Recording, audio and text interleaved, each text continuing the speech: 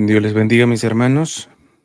Vamos a comenzar, como siempre, con la oración y vamos a hacer la oración que he compuesto para pedir humilde pureza. En nombre del Padre, del Hijo y del Espíritu Santo. Amén. Amado Señor, tú que enviaste a tu humilde madre a la gruta de los cerdos en Lourdes para hacer brotar un manantial de agua limpia y sanadora, mira las áreas enlodadas de mi vida y por tu infinita misericordia, dame la gracia de la humilde pureza que renueve los frutos de mi bautismo. No te pido simplemente pureza, sino humilde pureza, pues no quiero una pureza que me haga sentir más puro que los demás. Quiero una pureza que se asemeje a la de tu corazón manso y humilde. También te pido particularmente por quienes no reconocen las áreas enlodadas de su vida, o reconociéndolas, sea por la desesperanza o por orgullo, no quieren ser purificados. Permite que el toque tierno de tu madre acaricie su corazón y abra la posibilidad de llevarlos a ti, que no te asustas de nuestras miserias ni te cansas de perdonar. Te pido perdón por todos los que por mi influencia han terminado enlodando alguna área de su vida. Dame entendimiento para saber cómo poder reparar en lo posible dicho daño y ser cauce por el cual ellos también reciban la gracia de la humilde pureza. Finalmente te pido por quienes tienen la misión de correr el riesgo de ensuciarse en las circunstancias más enlodadas con tal de llevar la esperanza de tu humilde pureza a los afectados en dichos ambientes. Que el manto puro de tu humilde madre los cubra tanto en sus éxitos como en sus fracasos ministeriales.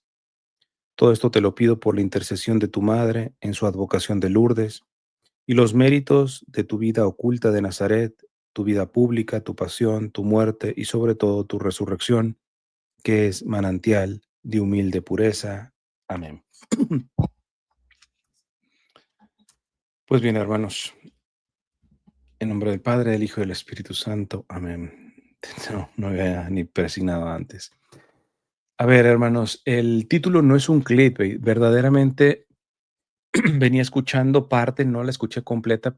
Bueno, no puse atención a toda, sí la escuché completa, pero bueno, yo venía conduciendo a la homilía que el Papa dio todavía el día de hoy, porque aquí en Los Ángeles son las 11 de la noche y por eso, de hecho, mi bebé se despertó. Ahorita lo está arrullando mi esposa. Si lo escuchan, pues mi punto es de que a lo menos comenzar a grabar esto antes de que termine el día, porque hoy que fue día de la solemnidad litúrgica de la Asunción de la Virgen, el Papa se mandó, nada más de lo que me recuerdo fue el principio de su homilía, y yo al escuchar su homilía dije, esto son cachetadas con guante blanco, o si me permite nuevamente el argot mexicano, es una sarta de lotazos en el hocico,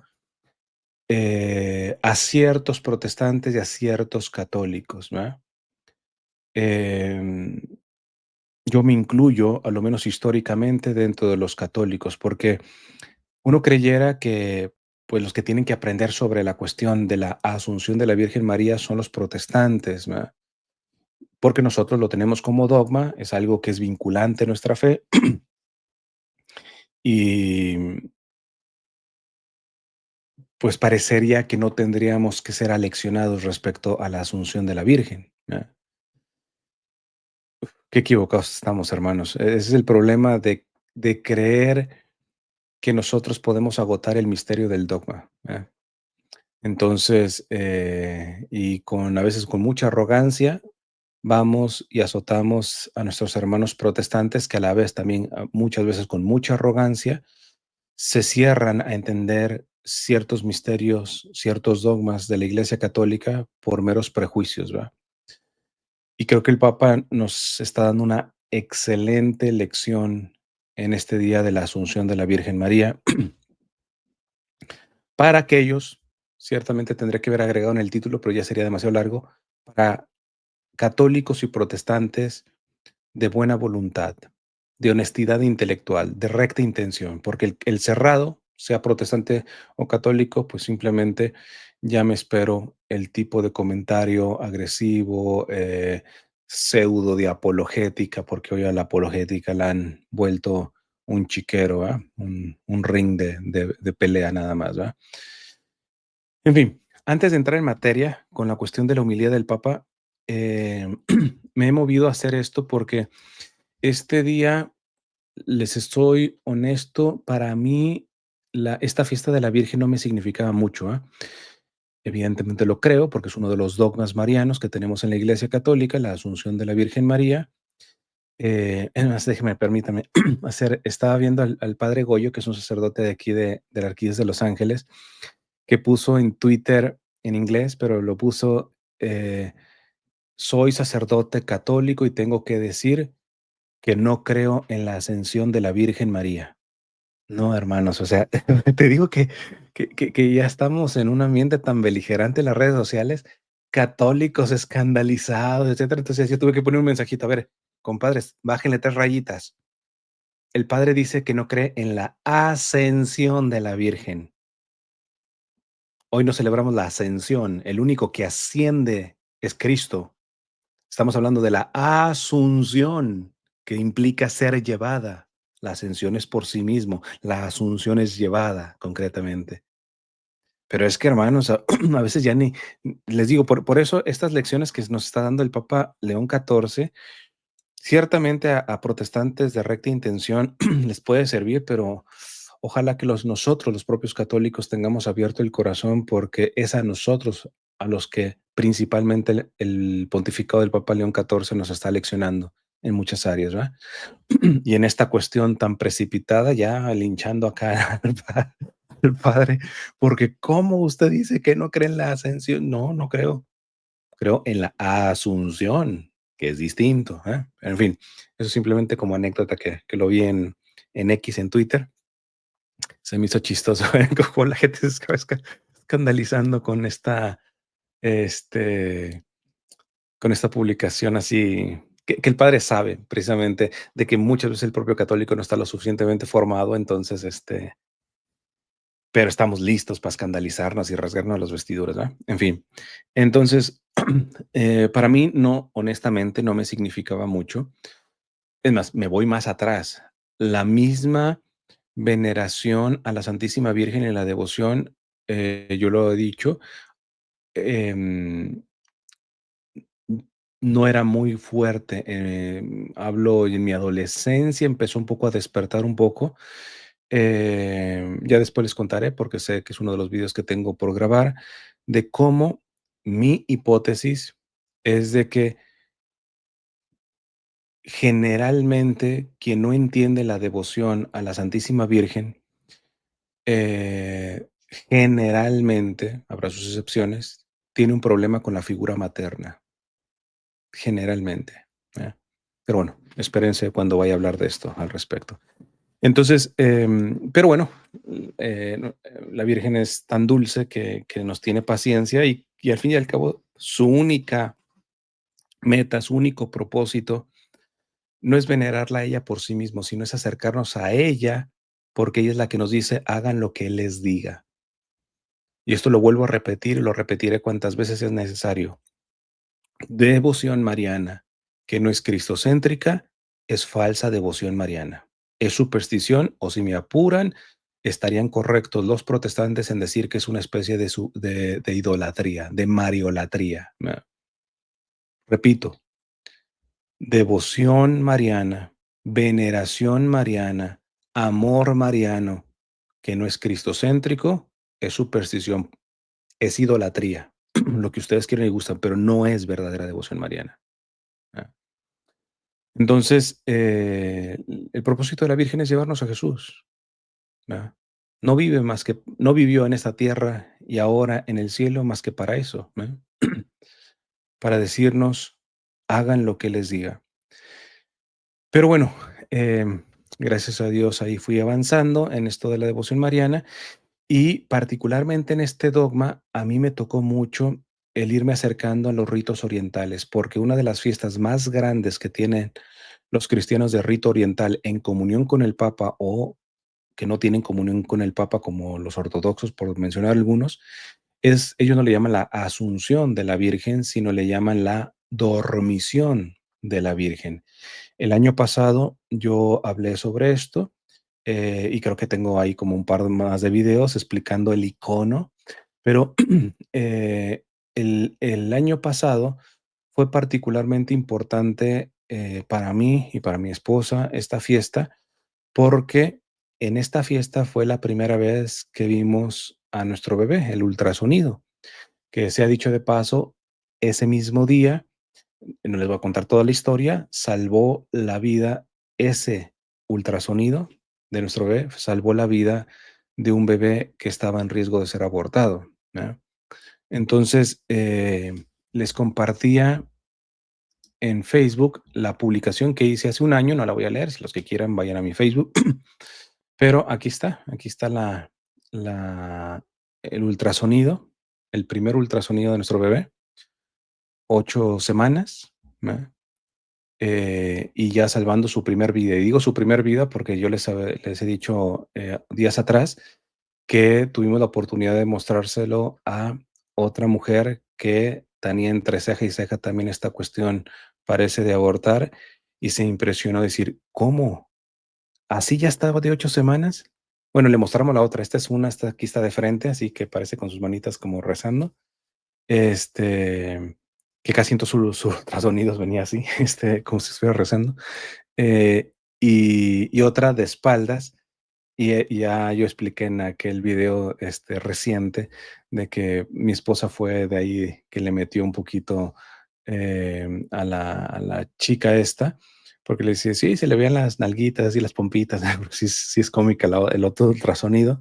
Entonces se impresionó, dice: "¿Cómo? ¿Ya está así de 8 semanas?". Exactamente lo mismo que se impresionó el hombre de aquella vez que habíamos recién salido de su ultrasonido, ¿ah? Entonces, ahí hay alguna reflexión sobre la Asunción de la Virgen. Nosotros le íbamos a poner otro nombre. De hecho, antes de casarnos habíamos hablado, si es niño, va a ser tal nombre, si es niña, tal nombre, pero desde ese día, la Asunción, y luego tuvimos que ir de emergencia otra vez ahí con el obstetra, y era, la fiesta del dulce nombre de María, y básicamente era María por aquí, María por acá, María por sí, nos quedó claro que la Santísima Virgen quería este niño sí o sí, entonces por eso saben que le pusimos Jean-Marie, es Juan María en francés, y de hecho lo pegamos por cuestiones prácticas, porque en realidad en francés es Jean-Marie. Nosotros lo pegamos porque aquí en Estados Unidos no funcionan los segundos nombres, es un rollo, pero además, yo no quería que precisamente por el guión o por separar Jean espacio Marie, pues la gente empezara a decirle a él Jean, Jean, porque lo más importante es el Marie, ¿no? Después vimos que el Juan, pues, ¿quién fue el discípulo que se la llevó a su casa? Que estuvo hasta que ella fue asunta a los cielos, el apóstol Juan, ¿verdad? Entonces, eh, lo pegamos y es así pegado, Jean-Marie, todo pegado. Entonces, pues hace un año de este ultrasonido que ya lleva pues 2 vidas de bebés salvadas, ¿verdad? Entonces, em, ha cobrado todavía más fuerza.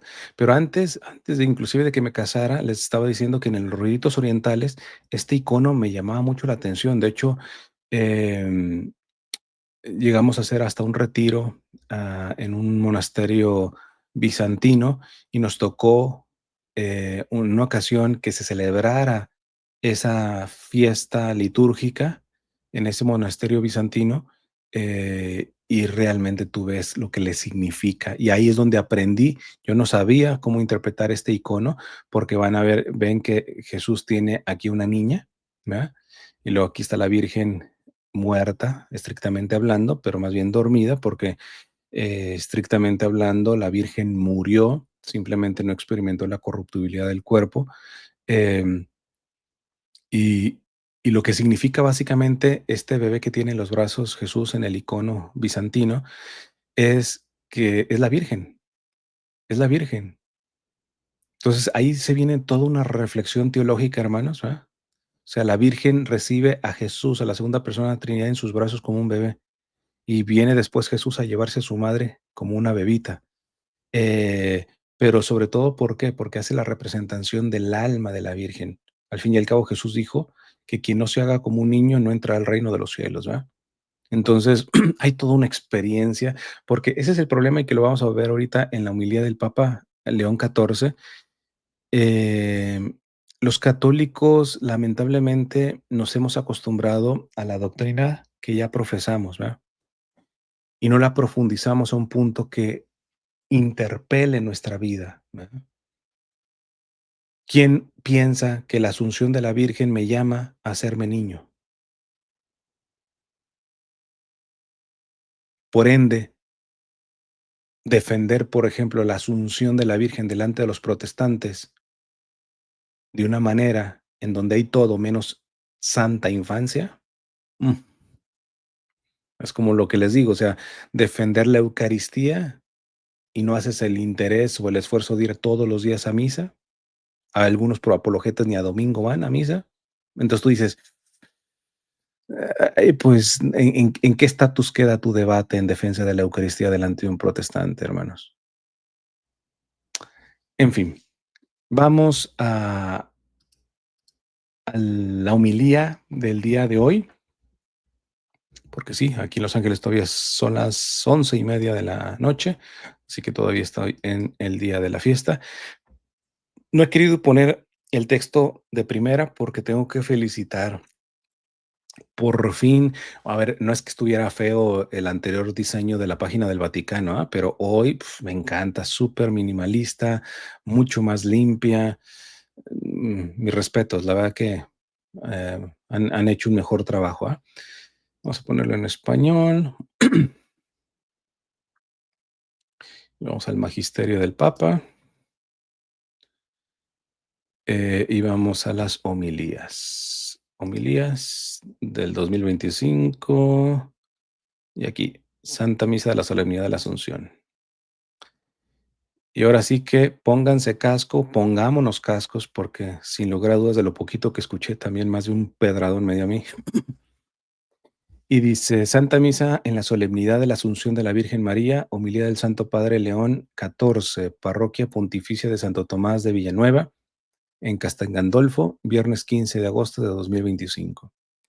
Queridos hermanos y hermanas, hoy no es domingo, pero de manera diferente celebramos la Pascua de Jesús que cambia la historia. Esa sola frase, hermanos, ya noquea los prejuicios de los protestantes generalmente. Y hablo protestantes en general, ¿verdad? En la portada pongo a Lutero, pero ahí pongan a Calvino, pongan a cualquier evangélico, Zwinglio, etcétera, de las denominaciones evangélicas, etcétera, ¿verdad? Em, Porque fíjense cómo arranca hablando de la asunción de la Virgen de forma cristocéntrica y de una manera que si me pides mi punto de vista, esto me parece poesía pura. Fíjense cómo, repito la primera frase con la que arranca la homilía. Hoy no es domingo. Domingo, de hecho, significa el día del Señor, ¿no? Pero de manera diferente celebramos la Pascua de Jesús que cambia la historia. Esto no solamente sí, yo ya entiendo, ¿por qué? Porque en las solemnidades, son 2 lecturas, se hace gloria, es como si fuera una misa de domingo, pero es como si fuera una misa de domingo porque está, dentro de ese misterio del día del Señor. Entonces, yo creo que para el protestante rectamente intencionado, no digo que cambie su punto de vista, pero a lo menos debe de reconocer de que esto de que la Virgen se quita a Jesús, etcétera, etcétera, para la Iglesia Católica, para algunos que de alguna manera no han sabido transmitir la verdadera devoción a la Santísima Virgen, o en ciertos contextos que se puede malinterpretar. Estaba escuchando un poco que estaban calumniando la otra vez a San Alfonso María de Ligorio por su libro de las Glorias de María, sin poner contexto alguno concreto, ¿ah? Pero bueno, no me voy a meter en esos rollos ahorita. El punto está en que miren cómo aquí hace una apologética poética bella. Hoy, hoy, día de la Asunción de la Virgen, y la primera frase no es a la Virgen, implícitamente sí, pero vean, hoy no es domingo, pero de manera diferente celebramos la Pascua de Jesús que cambia la historia. ¿Por qué? Porque quien contempla la Asunción de la Virgen contempla, perdón, el misterio pascual de Cristo. Sigue diciendo, en María de Nazaret está nuestra historia, la historia de la iglesia inmersa en la humanidad común. Pa pronto se quita de espiritualismos, y aquí ya viene un garrotazo para mucho católico, que por ejemplo linchaba al Papa Francisco porque decía que la Virgen, antes que todos esos títulos de las letanías lauretanas y todo eso, principalmente la Virgen es madre y discípula. La está rebajando porque realmente la Torre de David, Torre de Marfil, Arca de Alianza, Puerta. Muchas veces la devoción a la Virgen queda en una cuestión casi neonóstica, precisamente porque no entiende a la Virgen desde su misma dimensión encarnada, ¿no? Hablo de encarnada en la realidad, ¿no? No la encarnación como Cristo en doble naturaleza, que quede claro, porque luego empiezan los chismes, ¿verdad? Entonces, en María de Nazaret está nuestra historia, la historia de la iglesia inmersa en la humanidad común. Esto en automático, yo creo que le hubiera encantado esta homilía escucharla a Santa Teresita, ¿verdad? Que es doctora de la iglesia, Santa Teresa del Niño Jesús o Santa Teresa de Lisieux, que ella dice que era una lástima, se estaba ya prácticamente muriendo a los 24 años por tuberculosis y decía, no pude escuchar una homilía sobre la Virgen que valiera la pena. Y estoy parafraseando, ¿ah? Porque todos los que predicaban en la Virgen, lo único que te suscitaban era decir: "Oh, guau, oh", dice, y te la ponían tan alta, y toda mi vida mi relación con la Santísima Virgen ha sido como el de una madre. Ojo, no está despreciando estas cuestiones altas, pero precisamente esas cosas, esos títulos y todo ese tipo de cosas, muchas veces es de donde se agarran prejuiciosamente, ciertamente, los protestantes. Miren, no quitemos eso. Pero eso, sin una dimensión encarnada de la Virgen, ay, Dios mío, ahí yo le vengo dando la razón a los protestantes respecto a que hacemos paralelismos de la Virgen y Cristo, de que muchas veces inclusive la ponemos por encima de Cristo, etcétera. Pero quien parte de la devoción, como decía el Papa Francisco, de entender que la Virgen, antes que reina del cielo, antes que de lo que tú quieras, es discípula y madre.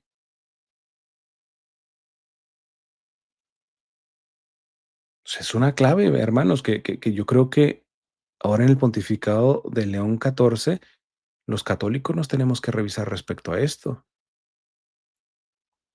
En María de Nazaret está nuestra historia, la historia de la Iglesia inmersa en la humanidad común, encarnándose en ella el Dios de la vida, el Dios de la libertad, ha vencido a la muerte.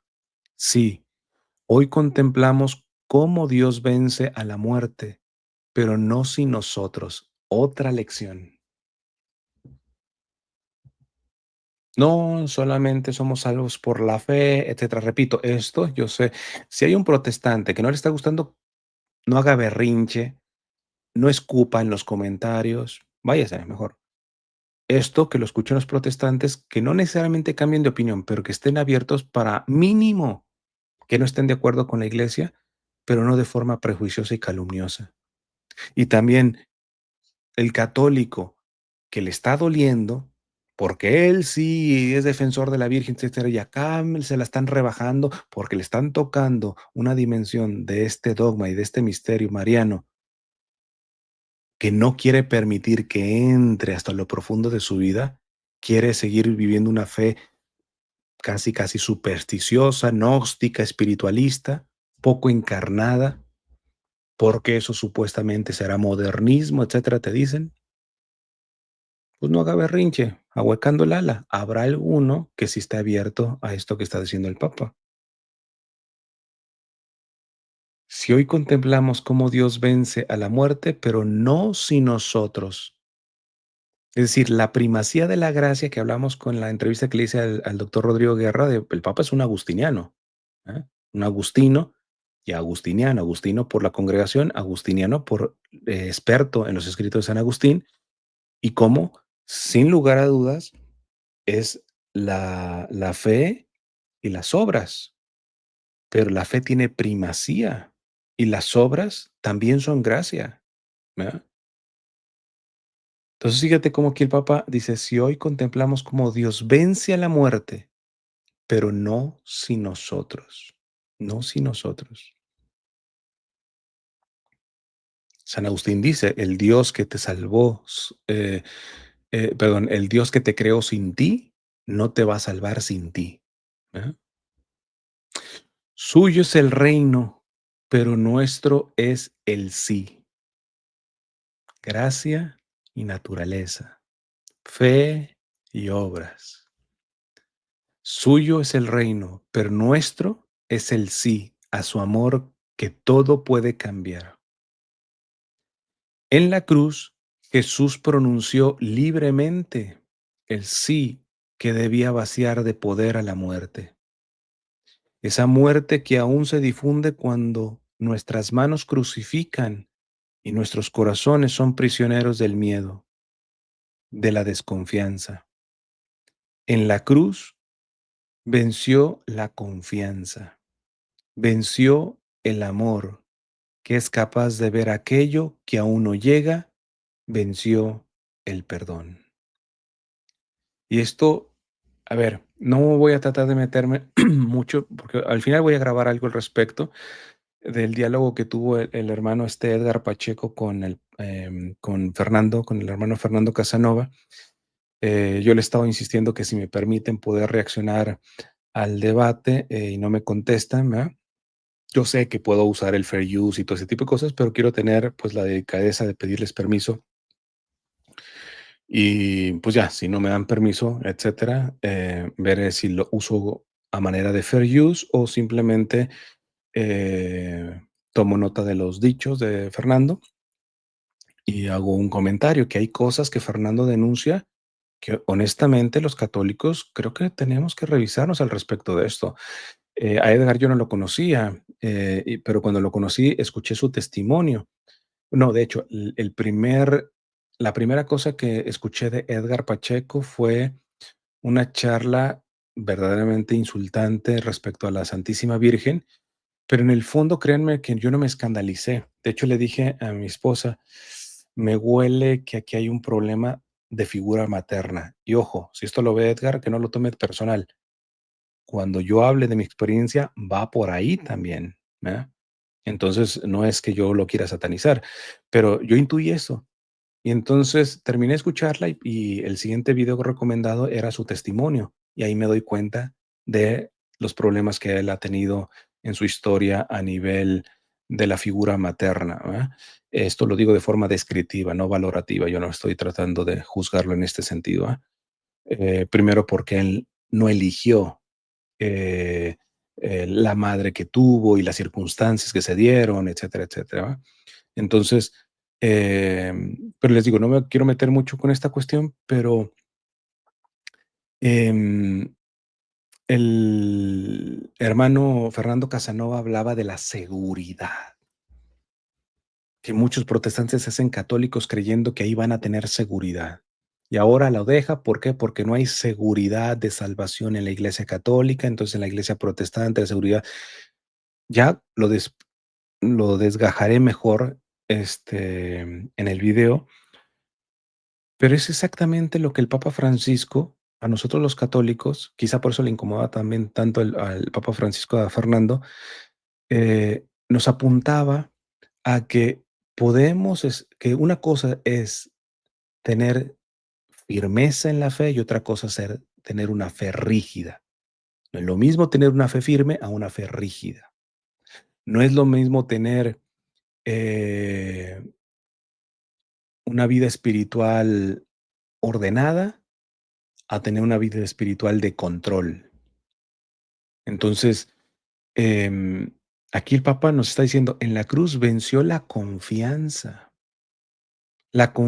que implica una seguridad, pero una seguridad no en el sentido de como muchos la buscan, es decir, ya, no hay nada que yo pueda dudar, etcétera, tengo seguridad de salvación, haga lo que haga, tengo segu y hay mucho esto adentro de la iglesia, especialmente en el gremio más conservador. Entonces, el Papa Francisco se lanza una frase en Gaudete et Exsultate que es bellísima, que dice: "Quien quiere tenerlo todo claro y seguro usurpa la omnipotencia de Dios". Claro, no se dan cuenta que los que quieren tener una experiencia de la fe segura en el sentido controlada, intelectualmente entendida, en pocas palabras están pretendiendo agotar el misterio. En pocas palabras, oigan lo que voy a decir, se están convirtiendo en dioses de sí mismos. No, tú puedes estar seguro, pero en la tónica de la confianza, del abandono, entendiendo que no puedes agotar el misterio.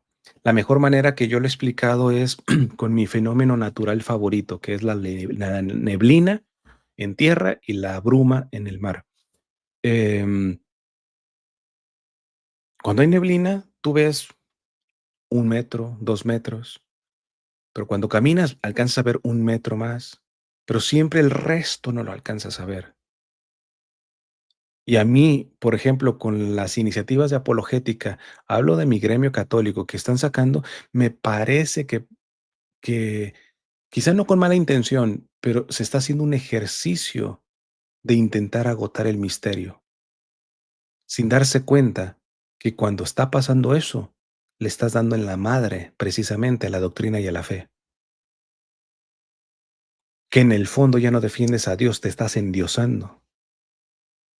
Por eso la imagen, repito, esta del icono bizantino de la Asunción o de la Dormición, ver cómo sí, Jesús se lleva a la Virgen, pero se la lleva niña. ¿Qué niño sabe de exégesis, hermenéutica, doctrina, teología escolástica?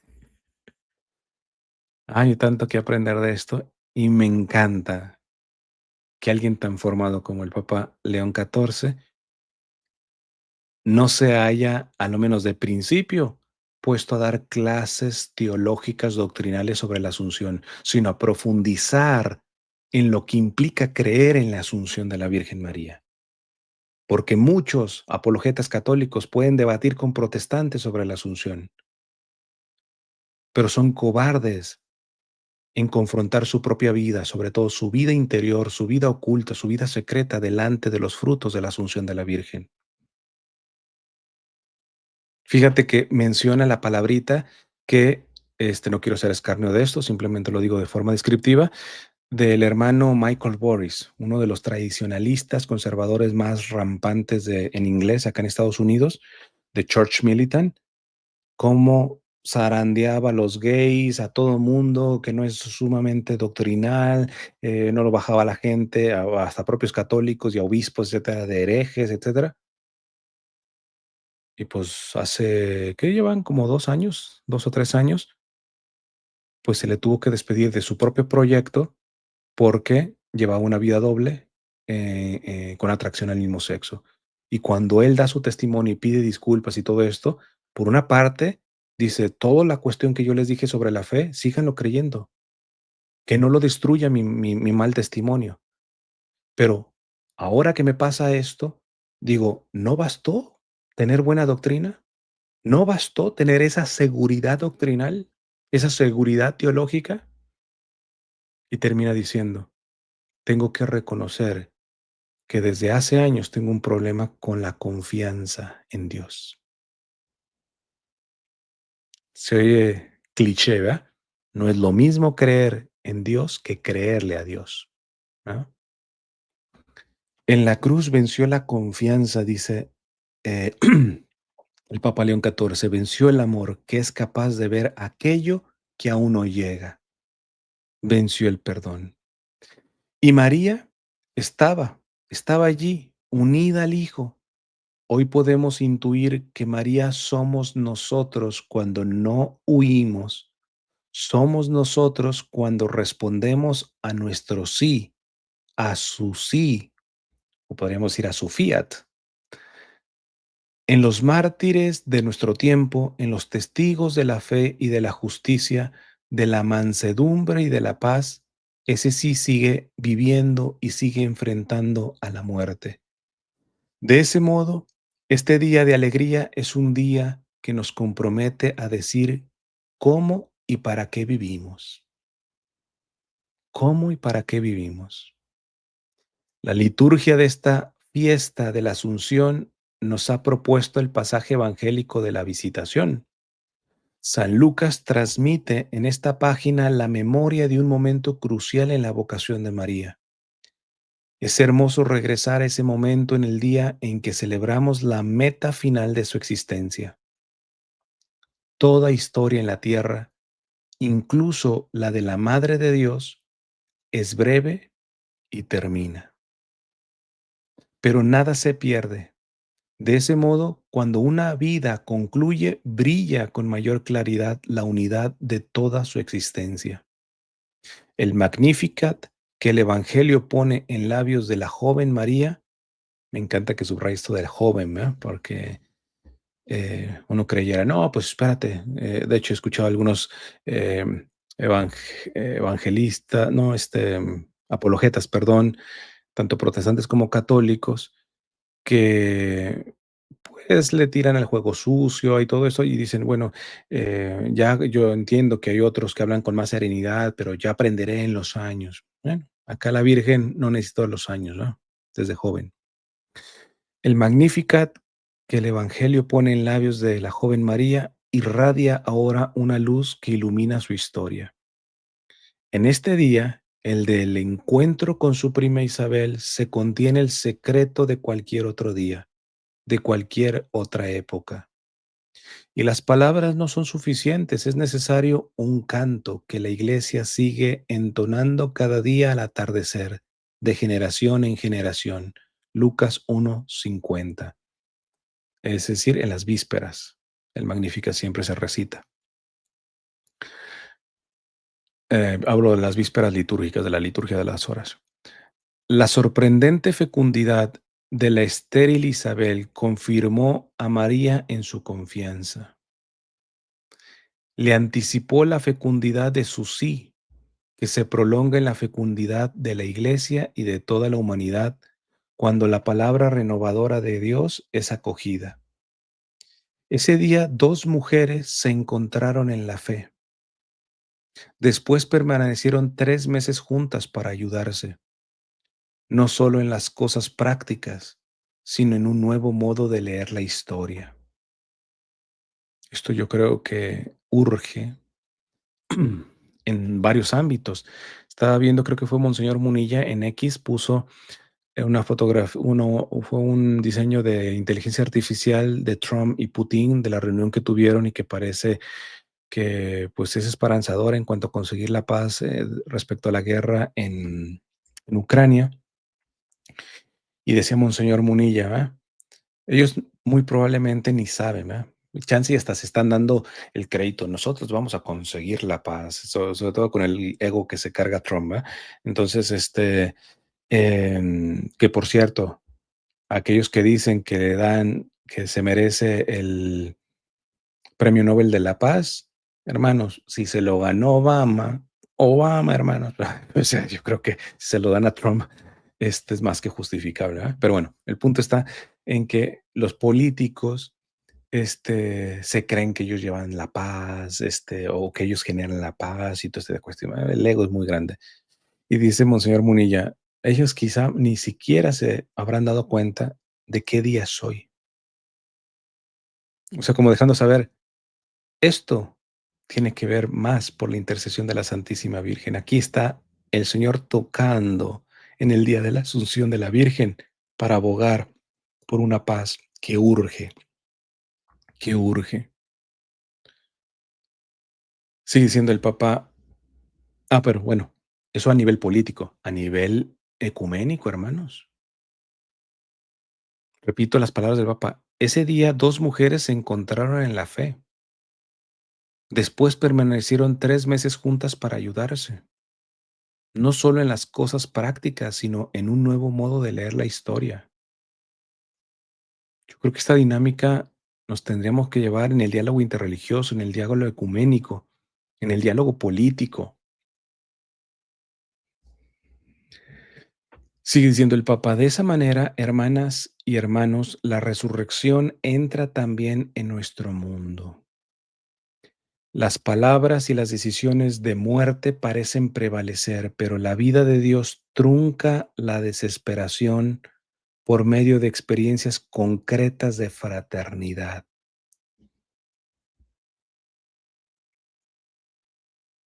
Me decía un sacerdote que ha sido bastante grosero con respecto a la situación de los migrantes.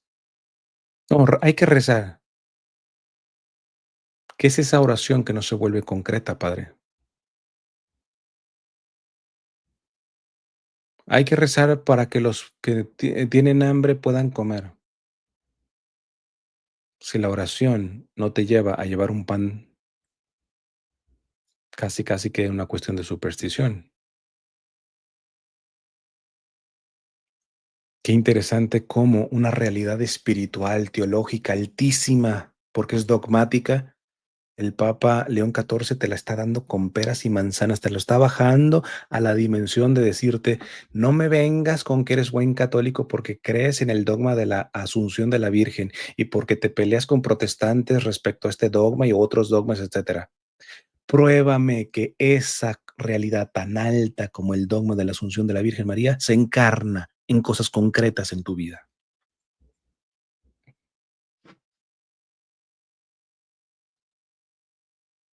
Repito esto del Papa León. Las palabras y las decisiones de muerte parecen prevalecer, pero la vida de Dios trunca la desesperación por medio de experiencias concretas de fraternidad, por por medios nuevos gestos de solidaridad. La resurrección, antes incluso de ser nuestro destino último, modifica en el alma y en el cuerpo nuestro habitar en la tierra. Esto me parece de alto nivel teológico, hermanos. ¿Por qué? Me hizo pensar en Benedicto XVI, que yo ya les he contado que cuando leí ese texto, literalmente me salieron las de cocodrilo, como decimos en México, o sea, las lágrimas. Y me recuerdo, porque cuando te marca algo, te recuerdas hasta el lugar. Yo iba en el metro, que es por arriba de Miami, iba a ayudar a unas monjas carmelitas descalzas. Yo iba leyendo la encíclica Spe Salvi, Salvados por la Esperanza, de Benedicto XVI, y cuando Benedicto XVI, parafraseo, dice que a diferencia de varias denominaciones protestantes, etcétera, en donde aspiran al cielo como una realidad de la cual están seguros, pero que no conocen, el católico no desea estar en el cielo de esa misma forma. Por la gracia del bautismo, desea estar en el cielo porque el cielo ya lo tiene, en semilla, pero lo tiene. Esto es lo que está diciendo aquí el Papa, porque esto trae unas implicaciones, hermanos. O sea, yo no espero ir al cielo para vivir el cielo. Yo ya estoy viviendo el cielo aquí en la tierra, en semilla, pero es cielo, es vida eterna.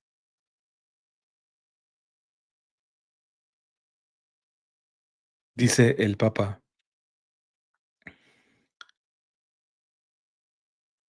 las palabras y las decisiones de muerte parecen prevalecer por medios nuevos. La resurrección, antes incluso de ser nuestro destino último, modifica en el alma y en el cuerpo nuestro habitar en la tierra. Evidentemente, yo no tengo todavía un cuerpo glorificado, pero en la medida de que el espíritu mande sobre el cuerpo, de alguna manera estoy experimentando un poco de cómo será mi cuerpo glorificado.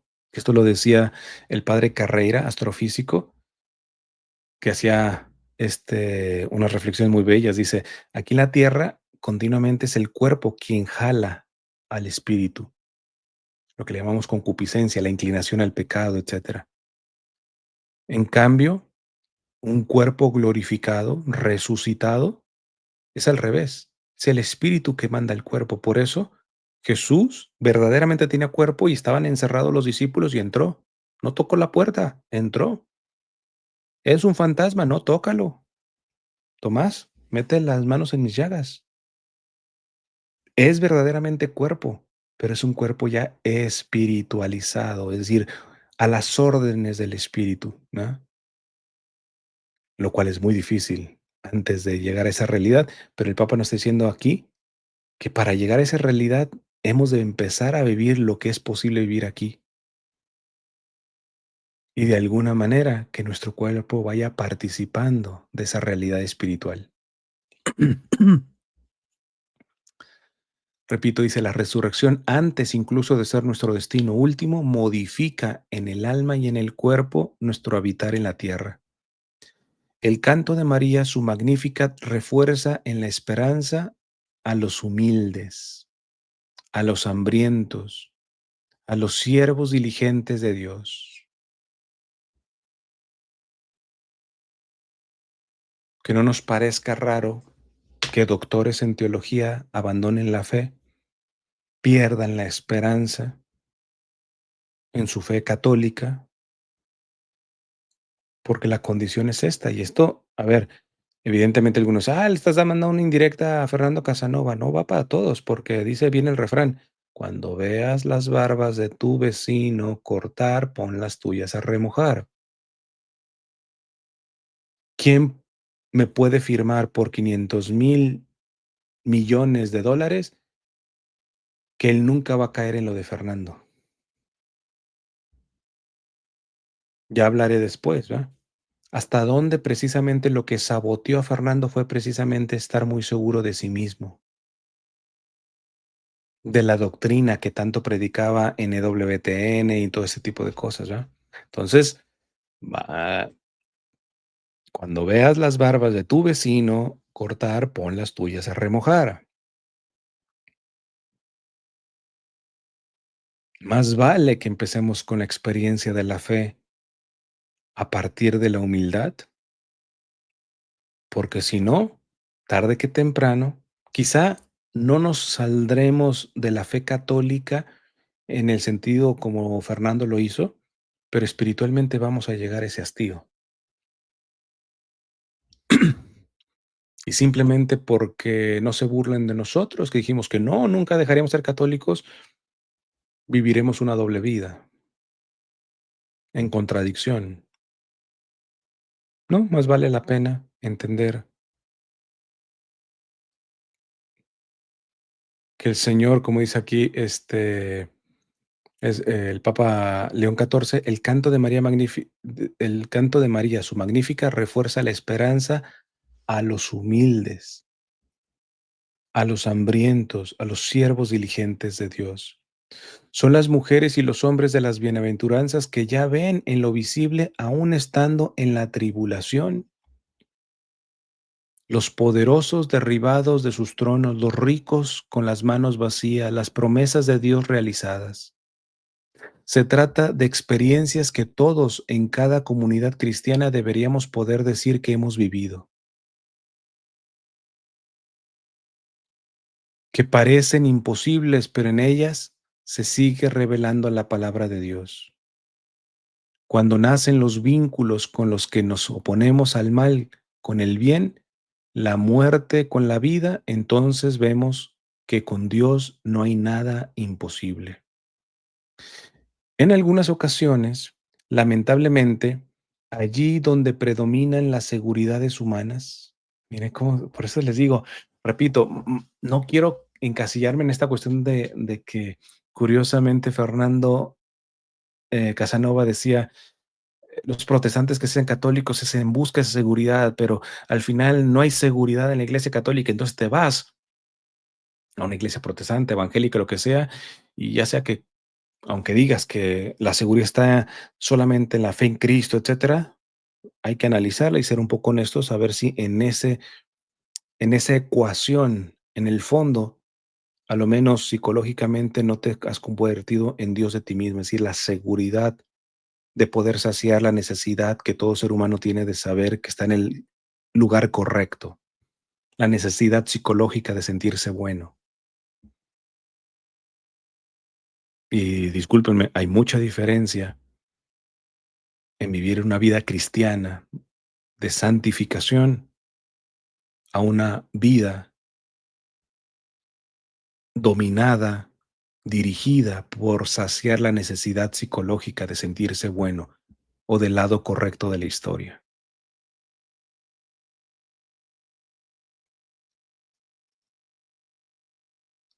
Dice el Papa, en algunas ocasiones lamentablemente allí donde predominan las seguridades humanas, un cierto bienestar material y esa relajación que adormece las conciencias, esta fe puede envejecer. Es entonces cuando nos invade la muerte en formas de resignación y queja, de nostalgia e inseguridad. Aquí, hermanos, y nos dio unos pedradones el Papa.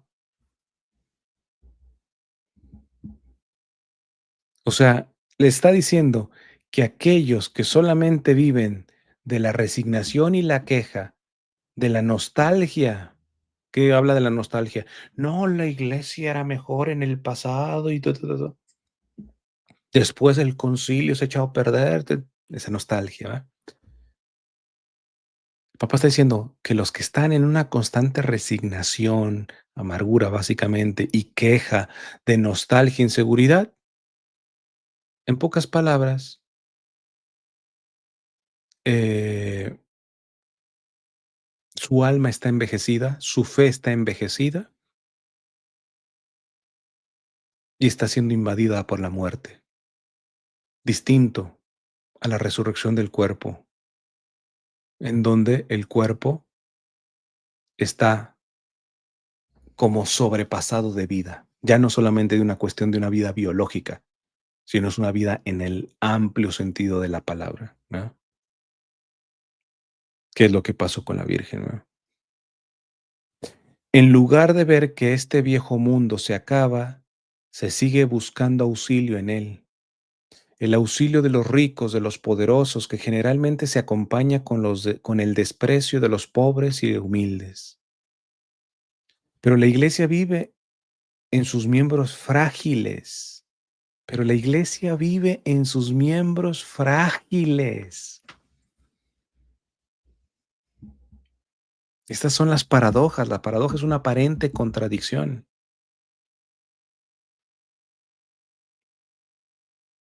Pero la iglesia vive no en sus miembros fuertes, no en sus miembros seguros, no en sus miembros con una ortodoxia incólume. La iglesia vive en sus miembros frágiles, rejuvenece gracias a su Magnificat. También hoy las comunidades cristianas pobres y perseguidas, los testigos de la ternura y del perdón en los lugares de conflicto, los operadores de paz y los constructores de puentes en un mundo hecho pedazos son la alegría de la iglesia, son su permanente fecundidad, las primicias del reino que viene. Muchos de ellos son mujeres, como la anciana Isabel y la joven María, mujeres pascuales, apóstoles de la resurrección. Dejémonos convertir por sus testimonios. Hermanos y hermanas, cuando elegimos la vida, durante nuestra existencia tenemos motivos para contemplar nuestro destino en María. Esto quizá le suene muy fuerte a un protestante, pero entiéndase todo conectado. La primera afirmación es, hoy en una fiesta mariana, lo que estamos viviendo es una fiesta cristocéntrica, porque la Virgen no ascendió, sino fue asunta por su Hijo. Y que de manera tan bella, les vuelvo a poner, los cristianos de Oriente ven este icono en donde se la lleva siendo niña, humilde, frágil. Es ella la más santa de todos los seres humanos. Eh, Hablo de seres humanos a secas, porque nuestro Señor es ser humano, pero es Dios también. La más santa, podríamos decir, es la más pequeña, la más frágil. Y por eso pudo ser asunta. Nosotros, me incluyo, con el ego que nos cargamos, con la arrogancia que nos cargamos, con los fariseísmos que nos cargamos, yo creo que aunque el Señor nos quiera llevar como la Santísima Virgen asuntos en cuerpo y alma al cielo, nuestro ego pesa tanto que no lo va a alcanzar a levantar. Lo estoy diciendo como, ahí se me fue el término, hipérbole. Es una hipérbole la que estoy diciendo.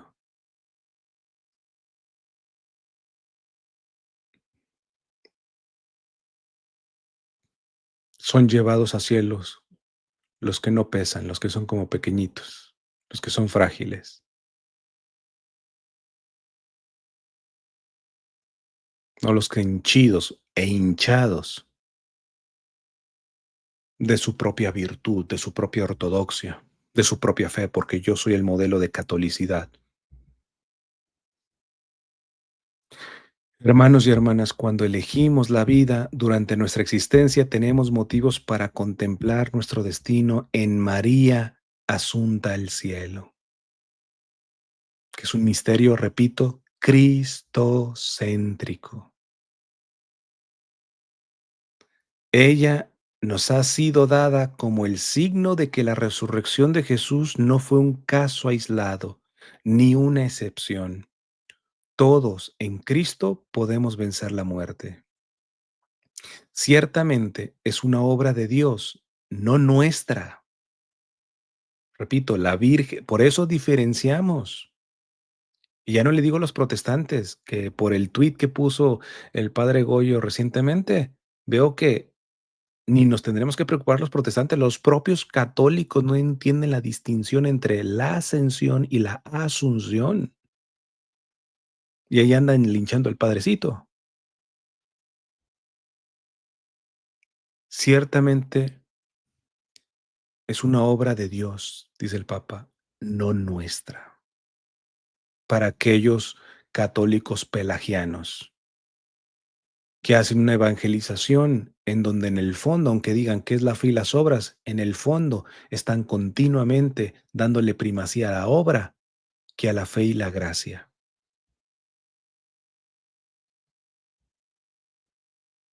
Se ven ridículos peleando con protestantes respecto a esta cuestión de si la salvación es por fe nada más o fe y obras, porque en el fondo la evangelización, escúchenlos, en el fondo lo que ellos predican es una salvación en donde se da la primacía a la obra y no a la gracia. Y qué bien nos está haciendo aquí el Papa León XIV diciendo, ciertamente es una obra de Dios, no nuestra. Pero más arribita nos dijo que el Señor quiere que cooperemos en ello. Pero la raíz, la base ontológica de esto no es nuestra, es gracia. Con todo, María es ese entramado de gracia y libertad, ¿ven? No falta que alguien vaya a sacar nada más las frasitas. Aquí dice el Papa que ciertamente es una obra de Dios, no nuestra. Ahí está. Es protestante el Papa. Espérate, lee lo siguiente. Con todo, María es ese entramado de gracia y libertad, fe y obras, gracia y naturaleza. Muchos, póngase el saco el que le quepa, se van a ciertas iglesias protestantes, muy particularmente calvinistas, etcétera, porque no supieron lidiar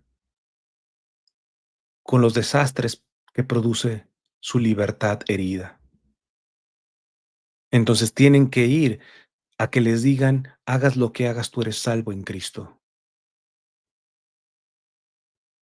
Es más como un recurso psicológico para ellos, porque inclusive chance hicieron mucho por vencer muchas de sus pasiones, muchas de las distorsiones y las heridas de su libertad, etcétera, etcétera, y no pudieron, se dieron cuenta que no alcanzaba la libertad, y entonces dijeron: "Yo necesito seguridad de que venza o no venza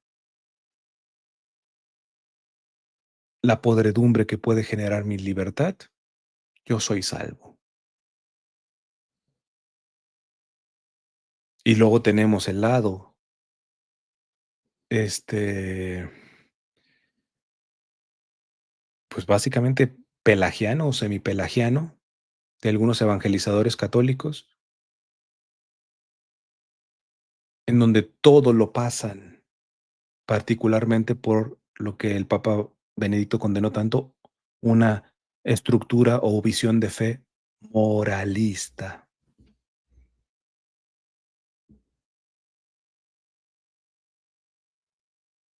porque son, en pocas palabras, las obras que puedas llegar a ser las que te dan el ticket al cielo. Fíjate aquí el equilibrio del Papa. Ciertamente es una obra de Dios, no nuestra. Con todo, María es ese entramado de gracia y libertad que nos impulsa a la confianza, a la valentía, al compromiso con la vida de un pueblo. Para ponerlo nuevamente en este contexto, yo puedo tener miserias recurrentes, con frecuencia enraizadas en heridas familiares, paternales, no sé. Generalmente los grandes pecados que repetimos están chupando de alguna herida histórica que hemos tenido, ¿verdad? Entonces tenemos, por un lado, el lado de los católicos más conservadores, tradicionalistas, casi casi que yo les digo jansenistas. Ellos le dicen herejes a todo mundo y ellos tienen la herejía del jansenismo con frecuencia, ¿verdad? Y del pelagianismo. Entonces te dicen básicamente que no. Por eso, pues así sea ponerte nopales en la espalda y sacrificio por acá y sacrificio allá, etcétera, y todo lo convierten en un ejercicio ascético. Y diría don Enrique Suárez, en paz descanse: ascética sin mística es tener un cuerpo fornido, fortachón, pero muerto. Y así vemos católicos que logran por disciplina no acostarse con la vecina, pero que están llenos de soberbia, de orgullo, que se creen la divina garza envuelta en huevo, y desde ahí aplastan a católicos que no están a su nivel, y a protestantes, y a todo mundo, ¿ah? Bueno, hasta el mismo Papa, vean lo que le pasó al Papa Francisco.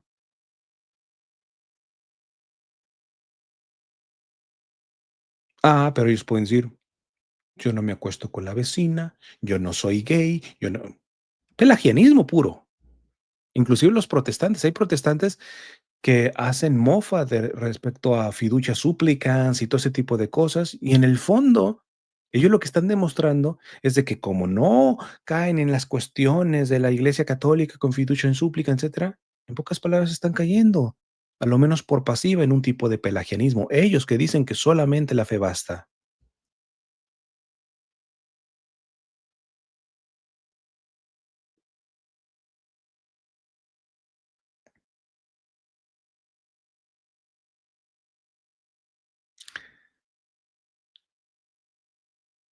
Qué distinto es tomar la propia miseria y, como dice aquí, el Papa, em con todo, María es ese entramado de gracia y libertad que nos impulsa a la confianza, a la valentía, al compromiso con la vida de un pueblo, a la confianza, vuelvo a decir el término. He vuelto a caer. Soy responsable de mi acto.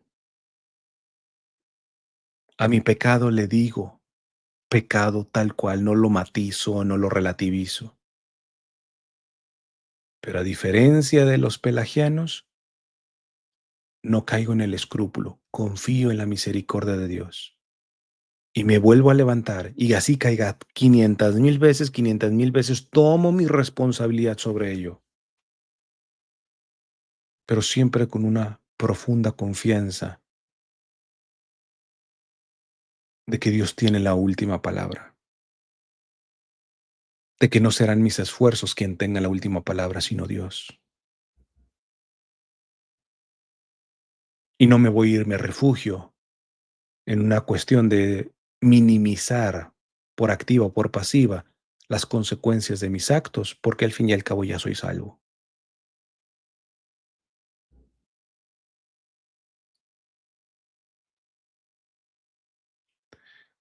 Termina el Papa diciendo: Todopoderoso, el Todopoderoso ha hecho en mí grandes cosas, citando el Magnificat, que cada uno de nosotros pueda experimentar esta alegría y testimoniarla con un canto nuevo. Esto también es importante, hermanos. Y esto lo decían, les pasaba hace tiempo un video de los norbertinos, que nadie me va a decir que son dentro de la iglesia modernistas, etcétera, nada que ver, al menos aquí los de California, em, súper cuidadosos con la liturgia, con el latín, etcétera. Y ellos mismos decían, no basta la doctrina, no basta la ortodoxia. Si no se ve el fruto del gozo del Espíritu Santo, y esa es la cuestión, que hoy cada vez más tú ves a quien hace apologética y lo ves amargado. Póngase el saco el que le quepa. Lo ves amargado. Tú dices, pues así como que se me antoje ser católico, ser protestante, no estoy diciendo que hay que caer en un tipo de chabacanería o de alegría superficial, no, de gozo profundo. Dice el Papa, el Todopoderoso ha hecho obras grandes en mí, ha hecho en mí grandes cosas, que cada uno de nosotros puede experimentar esta alegría y testimoniarla con un canto nuevo. No tengamos miedo de elegir la vida. Con frecuencia puede parecer peligroso, imprudente. ¿Cuántas voces están siempre ahí, susurrándonos? ¿Quién te obliga a que lo hagas? Déjalo. Piensa en tus propios intereses. Estas son voces de muerte. Nosotros, en cambio, somos discípulos de Cristo. Es su amor el que nos impulsa, alma y cuerpo en nuestro tiempo, que tiene que ver con la asunción, alma y cuerpo. Es su amor el que nos impulsa, alma y cuerpo en nuestro tiempo. Como individuos, como iglesia, ya no vivimos para nosotros mismos. Que esto lo decía San Pablo, ¿ah? Cristo murió por todos. ¿Para qué? Para que los que vivimos ya no vivimos para nosotros mismos, sino para Él que murió y resucitó por nosotros. Dice el Papa, como individuos y como iglesia ya no vivimos para nosotros mismos.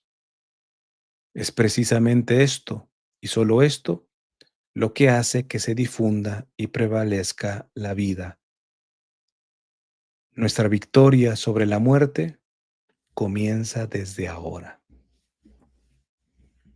No, yo ya será hasta la consumación de los tiempos en donde resucitará el cuerpo de uno, etcétera. No, no, no. Aquí y ahora, hermano. La asunción de la Virgen nos apunta a esa realidad de la glorificación del cuerpo y del alma aquí, porque ya por el bautismo hemos recibido la vida eterna en simiente, en semilla, pero ya la hemos recibido. Y esto tendría que modificar toda nuestra experiencia, todos nuestros anhelos, todos nuestros deseos, lo que hago y lo que no hago, lo que hablo y cómo hablo.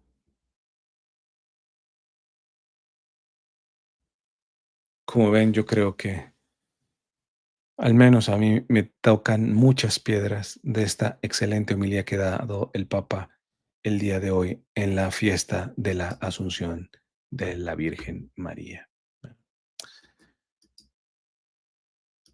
Creo que tocó temas que le pueden servir también a algún protestante, mínimo para dejar de atacar con los clichés y los prejuicios de siempre, la devoción que los católicos tenemos a la Santísima Virgen, los dogmas marianos. Mínimo con esta homilía se puede enterar que el dogma de la Asunción de la Virgen, como el resto de los dogmas, yo me atrevería a decir, tienen esa categoría dogmática por su ser cristocéntrico. Si alguien no es capaz de ver el significado cristocéntrico del dogma mariano, en este caso de la Asunción o de la Inmaculada Concepción, etcétera, quien no ve el elemento cristocéntrico que es fuente y plenitud de ese dogma, muy fácilmente va a caer en un prejuicio o en acostumbrarse a esa realidad, y es a lo que nos puede pasar más a nosotros los católicos. Sí, creo que la Virgen fue asunta al cielo. Eso como decir que el Tokio FC, el equipo de fútbol de Tokio, ganó 3-0. ¿A ti qué te dice? Ah, pues ganó, casi, casi así. Que la Virgen fue asunta al cielo, sí, pues es un dogma. Como católico lo tengo que creer. Y ni remotamente nos dimos esa realidad dogmática en qué me reta mi existencia, en qué confronta mi existencia, a qué apunta mi existencia. No basta tener la capacidad teológica, apologeta o de apologética para defender este dogma o cualquier otro dogma, sino la dimensión de si ese dogma ha entrado y tocado mi realidad existencial. Y aquí el Papa ha dado una excelente cátedra con palabras tan sencillas para ayudarnos a profundizar en este bendito dogma de la Asunción de la Virgen, o dirían nuestros hermanos de rito oriental, la dormición de la Virgen María. Pues bueno, cierro consagrándome precisamente a ella, em, para que se cumpla su única tarea de ella, su único deseo, que es terminar en Cristo, adorar a Cristo, estemos centrados en Cristo. Es ella la que nos dijo: miren, mírenlo a Él, hagan lo que Él les diga. Dulce Madre, no te alejes, tu vista de nosotros no apartes, ven con nosotros a todas partes, solo nunca nos dejes. Ya que nos proteges tanto como verdadera Madre, es que nos bendiga el Padre, el Hijo y el Espíritu Santo. Amén. Por cierto, llevo el jersey de México, no dije, pero bueno, las oraciones ya saben que también las ofrezco dependiendo del jersey que llevo, por las poblaciones del país del jersey que llevo, así que pues lo ofrezco, esta la oración del inicio como esta final, por México, que tanta falta le hace a nuestro pueblo mexicano, lo digo yo como mexicano, retomar la profundidad y la enseñanza, por ejemplo, de lo que aquí el Papa León XIV nos ha enseñado. Que cada quien ponga lo que le toca. Dios les bendiga. Nos encomendamos sus oraciones.